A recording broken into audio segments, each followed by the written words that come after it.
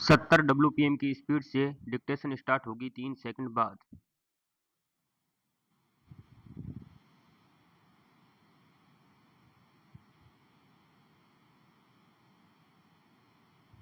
Start. चुनाव नजदीक आने पर सरकारों की तरफ से लोकलुभावन योजनाओं, परियोजनाओं के अनावरण, वस्तुओं की कीमतों में कमी आदि की घोषणाएं करना कोई नई बात नहीं है। पेट्रोल और डीजल की कीमतों में 2 रुपए प्रति लीटर की कटौती भी इसी रणनीति का हिस्सा कही जा सकती है। इस पर स्वाभाविक ही विपक्षी दल तंज कस रहे हैं, मगर सरकार की नज़र में शायद यह सिर्फ संयोग की बात हो। पिछले 2 वर्ष से पेट्रोल डीजल की कीमतें स्थिर बनी हुई थी। हालांकि इस बीच कई बार कच्चे तेल की कीमतों में उतार देखा गया।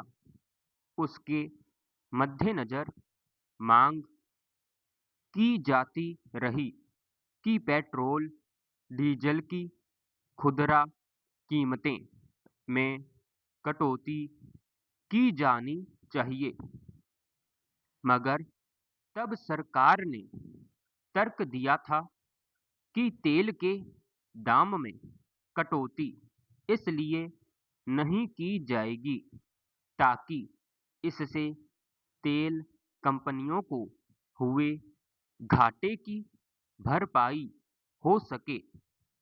पहले के नियम के मुताबिक अंतर्राष्ट्रीय बाजार में कच्चे तेल की कीमतों के आधार पर पेट्रोल डीजल की खुदरा कीमतों में बदलाव किया जाता था, मगर सरकार ने इस तर्क के साथ तेल की कीमतों का निर्धारण खुद से करना शुरू कर दिया था कि कच्चे तेल की कीमतें कम होने पर तेल कंपनियों को जो कमाई होगी उससे उन्हें अपना तेल का भंडार बढ़ाने में मदद मिलेगी।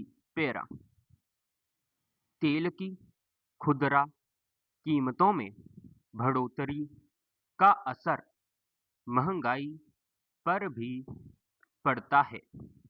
इससे माल ढुलाई का खर्च बढ़ता है, कृषि कार्य में उत्पादन लागत बढ़ जाती है, जिससे बाजार में वस्तुओं की कीमतें कई बार काबू से बाहर चली जाती है।